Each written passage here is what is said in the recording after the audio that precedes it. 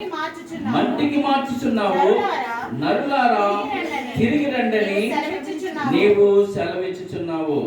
అక్కడ ఏమని చెప్తున్నాడంటే నరులు రండని ఆయన సెలవిస్తా ఉన్నాడంట. ప్రతి మనిషిని ఆయన పంపించింది ఆయనే, మళ్ళా తిరిగి రమ్మన్నది కూడా ఆయనే. ఒకడు పుట్టడం, ఒకడు వెళ్ళడం మన చేతుల్లో లేదు, ఆయన చేతిలోనే ఉంది. ఎవరి చేతిలో ఉందండి? ఒకటి ఆయుష్ ఆశీర్వాదము దేవుని చేతిలోనే ఉంది అని దేవుని వాక్యం మనకి సెలవిస్తా ఉంది. రక్షణ ఎవరిదో తెలుసా? యెహోవాది. రక్షణ ఎవరిదండి? రక్షించబడిన నిన్ను ఆయన ఎన్నుకున్నాడు. మీరు బాగా గమనించండి, మనంతటా మనమేమి ప్రభు దగ్గరికి వెళ్ళలేదు. మన ఉపవాసాలు లేదా మన పూర్వీకులు చేసిన ప్రార్థనలో ఇవి కాదు జరిగినవి. మనల్ని ప్రభు ఎన్నుకున్నాడు. మనల్ని ఎవరు ఎన్నుకున్నాడండి? ప్రభువే ఎన్నుకున్నాడు. ఎందుకంటే ఎఫెసీ 2:1 చెప్పిన అంటాడు, మీరు అపరాధముల చేత పాపముల చేత చచ్చిన వారై ఉండగా ఆయన మిమ్మును క్రీస్తుతో కూడా ఎవరు లేపారు? మనమేమై ఉన్నామంట? చచ్చిన వారు. చచ్చిపోయినాడు చెయ్యాలెత్తుతాడు. ఇప్పుడు చచ్చిపోయాడు ఒక ఆయన, చెయ్యెత్తితే ఏం చేస్తాడు? మళ్ళా కిందకి వెళ్ళిపోతాడు. చచ్చిపోయిన స్థితిలో ఉన్న మనల్ని, అసలు సోహ లేని పరిస్థితిలో ఉన్న మనల్ని ఆయన ఎన్నుకున్నాడు. ఆయన ఎన్నుకున్నాడు కాబట్టి ఆయన మనల్ని అంటున్నాడు, ఆయనే మనల్ని తిరిగి లేపుతాడు కూడా. నువ్వు ఎటువంటి స్థితిలో నువ్వు అంగీకరించే వరకే నీ పని. అంగీకరించడం కూడా నీ విషయం కాదు.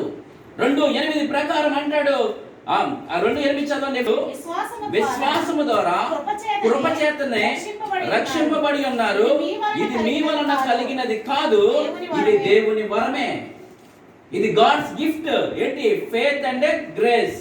ఈ రెండు కూడా దేవుడే ఇచ్చాడు. కాబట్టి ఇందులో తర్వాత కంటిన్యూషన్ ఏమన్నాడు? అది క్రియల అంటే ఏ మనుషుడు తన పనిని బట్టి జరగలేదు. అది నేను ఉపవాసం చేస్తే దేవుడు నన్ను రక్షించుకోలేదు, నేను ఉపవాసం 3 రోజులు అంటే బాప్తిసం నాకు ఇవ్వలేదు. కాదు కాదు కాదు. విశ్వాసం కూడా ఆయన మీద ఉండడానికి ఆయనే ఇవ్వాలి. ఎవరు ఇవ్వాలి విశ్వాసం? అక్కడ అదే అంటున్నాడు, విశ్వాసమును 8లో అంటున్నాడు కదా, విశ్వాసము ద్వారా కృపచేతనే మీరు రక్షించబడి ఉన్నారు. ఇది మీ వల్ల కలిగినది కాదు, ఇది దేవుని వరమే. అది క్రియల వలన కలిగినది కాదు గనుక ఎవడును అతిశయపడడానికి. చాలా మంది చూసినారు బయట అతిశయం అయిపోతుంది. అది దేవుడిది కాదు. మానవుడు దేవుడిని ఎక్కడా కూడా చేసుకోలేదు.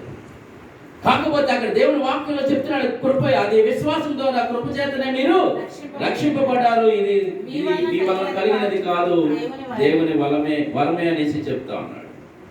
ఇంకా మనం ఇంకొక వచనాన్ని కూడా చూస్తే 90వ కీర్తన 10వ వచనం, మా ఆయుష్ కాలము 70 సంవత్సరములు అధిక బలమున్న ఎడల 80 సంవత్సరములు అగును, అయినను వాటి వైభవం ఆయాసము దుఃఖం.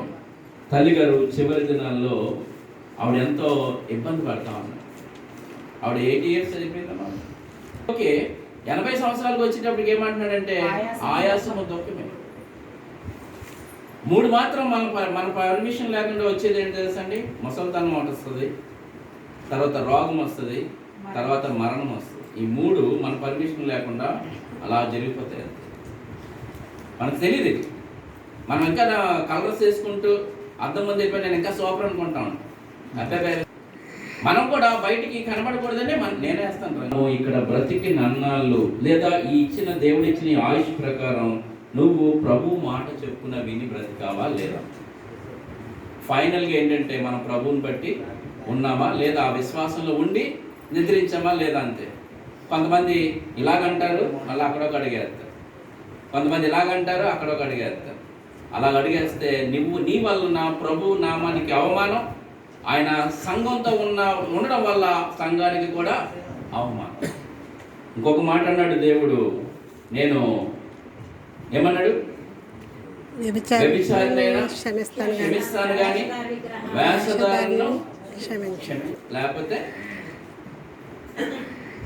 ఇంకొకటి ఏంటంటే ఆయన ఒక్కడే సర్వ సృష్టికర్త, నేనే దేవుడిని అని చెప్పుకున్నాడు ఆయన గ్రంథంలో. నా మాట కాదండి, ఆయనే చెప్తున్నాడు. యెషయా గ్రంథం 45వ అధ్యాయం తీయదు కానీ అక్కడ ఇప్పుడు ఒక జగన్ గారు మనం చూస్తే మన ఆయుష్ కాలము 70 సంవత్సరములు, అధిక బలం ఉన్న 80 సంవత్సరములు. దావీదు భక్తుడు అంటాడు, మా ఆయుష్ అసలుకి లేనట్టే ఉంది మీది ఎదుట అంటాడు, వెత్తిడంతగా ఉంది అంటాడు. అంటే మన ఆయుష్ కాలాన్ని ఎలాగా దేవుడు చూపిస్తా వచ్చాడో మనకి అర్థమవుతోంది. అంతేకాదు, మనం నీటి మీద బొడగ లాంటి వాళ్ళం. బొడగ అలా చూస్తాం, ఇలా తిరిగేటప్పుడు మన పేరు ఏ క్షణము ఎలా ఉంటారు. పోయిన వారం చూసిన వాళ్ళు ఈ వారం లేరు, నిన్న చూసిన వాళ్ళు ఈ రోజు లేరు. ఎంత పరిస్థితులు ఎలా ఉన్నాయంటే, నేను అనేది ఏంటంటే, మనము ఈ భూమి మీద ఎందుకు పుట్టాం అన్నది కూడా చాలా అవసరం. ఈ భూమి మీదకి మనం ఎందుకు వచ్చామన్నది కూడా చాలా అవసరం. ఆయన నువ్వు ఇంతమంది దేవుళ్ళు అనబడిన, దేవతలు అనబడిన ఈ ప్రపంచంలో నువ్వు ఉంటూ నువ్వు సతమతం అవుతున్న పరిస్థితుల్లో నువ్వు ఎవరు నిజమైన దేవుడు అని చెప్పుకోగలవు, నమ్మగలవు? నీ దేవుడికి కొన్ని క్వాలిటీస్ ఉన్నాయా? ఇవన్నీ కూడా మనము ఆలోచనలోకి, పరిగణలోనికి తీసుకోవాల్సిన పరిస్థితులు ఎంతైనా ఉన్నాయి. అక్కడ అంటున్నాడు, ఆయన ఒక్కడే, నేనొక్కడనే దేవుణ్ణి, నేనే దేవుణ్ణి, నేను తప్ప వేరే దేవుడు లేడు. ఆయనంతటా ఆయన గ్రంథంలో రాసుకున్నాడు. దాన్ని మేము నమ్మాం, మీకు చెప్తా ఉన్నాం, ఆయనే దేవుడు. మీరు ఇప్పటికీ కూడా నిర్మోహమాటం లేకుండా చెప్తున్నాను, ఆయన ఒక్కడే దేవుడు. మా మీద కత్తి పెట్టినా, మా మీద గన్ను పెట్టినా, ఏది పెట్టినా మేము చెప్పేది ఒకటే, ఆయనే మాకు దేవుడు. ఆయన్ని మేము నమ్ముకున్నాం. ఆయన ద్వారా మాకు ఏంటంటే, ఆయన ద్వారా మాకు నిత్య జీవం ఉంది. ఏముందండి? మాకు నిత్య జీవం ఉంది. అక్కడ అంటాడు కదా, నిన్ను నమ్ముటయే నిత్య జీవం. యోహాను సువార్తలో నా మాటలు మనకు కనబడతాం. నేనే లేడు ఒకటి నేను చెప్తున్నాను. మళ్ళా అదే సువార్తను మనం ఆలోచన చేస్తే, గాస్పుల్లో చూస్తే యోహాను సువార్త 3:16 అంటాడు, దేవుడు లోకమును ఎంతో ప్రేమించాడు కాగా తన అద్వితీయ కుమారుని యందు విశ్వాసముంచు ప్రతి వాడును నశింపక నిత్య జీవం పొందినట్లు ఆయనను అనుగ్రహించెను. మళ్ళా చెప్తున్నానండి, నా మాటలు మీరు సరిగ్గా వినండి. ఇది మీకు రైట్ టైము. ఈ టైంలో నేను చెప్పవలసింది చెప్పకపోతే ఈ సమయం మనకు వ్యర్థమైపోతుంది. మీరు చక్కగా వినండి. దేవుడు అంట లోకాన్ని ప్రేమించాడంట. దేన్ని ప్రేమించాడంటే, లోకాన్ని ప్రేమించిన తర్వాత ఆయన ఏం చేశాడంటే, తనకి ఒకే ఒక కుమారుణ్ణి ఏం చేశాడంటే ఈ లోకానికి పంపించి ఆయన చేసింది ఏంటంటే, ఈ లోకం మీద ఉన్న పాపాన్ని, శాపాన్ని, ఆయనకున్న ఉగ్రతను ఆయన మీద భరించాడు. ఇప్పుడు రేపొద్దు నేను ఇంకో మాట అడుగుతున్నాను, అలాగ పంపించి మాత్రం ఆయన నిన్ను అడిగే ప్రశ్న ఏంటంటే, నా కుమారుడు నువ్వు ఎందుకు నమ్మలేదు అంటాడు. ఒకటే క్వశ్చన్. మీరు యోహాను సువార్త చదివితే కొంతమంది కీడు పునరుత్థానానికి, కొంతమంది పునరుత్థానానికి వెళ్తున్నారని 2 రకాల పునరుత్థానాలు చెప్తాడు. చనిపోయిన ప్రతి వాడు కూడా నమ్మినా నమ్మకపోయినా ఎక్కడికి వెళ్ళాలంటే తీర్పు దగ్గరికి వెళ్ళాల్సిందే ఒక రోజున. అప్పుడు వెళ్ళినప్పుడు అడిగేది ఏంటంటే, నువ్వు నా కుమారుని ఎందుకు నమ్మలేదు అని అడిగితే ఏం చెప్తారు? ఏమంటే మీకు శేఖర్ గారు చెప్పలేదండి? ఇక్కడ ఎంతమంది ఉన్నారు? విన్నారా మీరందరూ? ఆయన కుమారుణ్ణి మన కోసం మరణానికి అప్పగించిన దేవుడు. నిజానికి మనమే ఆ ప్లేస్లో ఉంటే, దేవుడి ప్లేస్లో ఉండి మన కుమారుని అలా పంపితే, మన కుమారుని సొసైటీ ఒప్పుకోకపోతే మనకి ఎంత కోపం వస్తుంది? తండ్రిగా నీకు నాకు అదే కోపం దేవుడికి వస్తుంది. ఆయన ఉగ్రత మీ మీద రాకుండా ఉండాలంటే నువ్వు ఒకటే, కుమారుణ్ణి ముద్దు పెట్టుకో, జస్ట్ బిలీవ్ అన్నాడు అంతే. నువ్వు నేను చేయవలసింది ఏమి లేదండి, నమ్మడం. ఆయన సువార్తని నమ్మడం. ఆయన వచ్చాడు భూమి మీదకి, నా పాపాల గురించి వచ్చాడు. ఆయన తిరిగి మళ్ళా నా పాపాల నిమిత్తం చనిపోయాడు, తిరిగి లేచాడు, మళ్ళా ఆయన తిరిగి వస్తున్నాడు నన్ను తీసుకెళ్ళడానికి. ఆయన అన్నాడు, నేను మళ్ళా వచ్చి నేను మీకన్నా ముందుకెళ్ళి మీకు స్థలాన్ని సిద్ధపరుస్తాను, నేను వచ్చి మళ్ళా తీసుకెళ్ళి. ఎంత గొప్ప దేవుడు మనకుండా ఇంకేంటండి బాధ. మన ఇంట్లో ఎంతమంది మరణించినా నిద్రించినా మనకి ఏం భయం లేదు. సో వాళ్ళందరినీ ఒకరోజు మనము కలుస్తాం. మధ్యాకాశంలోనికి మనందరం ఎత్తబడతాం. ఎత్తబడిన తర్వాత మనకు అక్కడ ఏమున్నాయంటే గిఫ్ట్స్ ఉన్నాయి. మనకి ఏమి ఇస్తాడంటే బహుమానాలు ఇస్తాడు. పౌలు అంటాడు, మీరు బహుమానం పొందుకున్నట్లుగా మీరు పరిగెత్తారు. మీ క్రైస్తవ జీవితంలో మన విశ్వాస జీవితంలో మనం ఎలా పరిగెడుతున్నాం? బహుమానాన్ని పొందుకునేటట్లే పరిగెడతా ఉన్నామా? ఆ వేడికి వచ్చేపు ఉండి మళ్ళీ చల్లనీళ్ళు పడగానే అయిపోతున్నామా? అలా కాదు. పౌలు అంటున్నాడు, మీ పరుగు ఎలాగుండాలంటే బహుమానం పొందుకున్నట్లు. బహుమానాలు అందరికీ ఇస్తాడండి. ఎక్కడ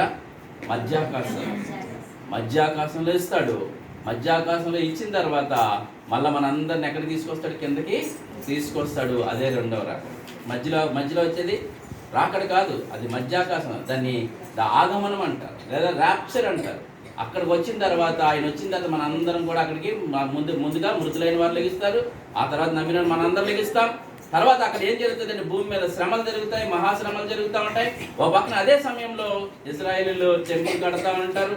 ఇదంతా కూడా చాలా ఘోరాతి ఘోరమైన శ్రమలు. అప్పుడు ఆ శ్రమల్లో మనం ఉండం. ఆ తర్వాత ఆయన అక్కడ మనం గిఫ్ట్స్ ఇస్తూ ఉంటాడు. అందరికీ ఇస్తాడు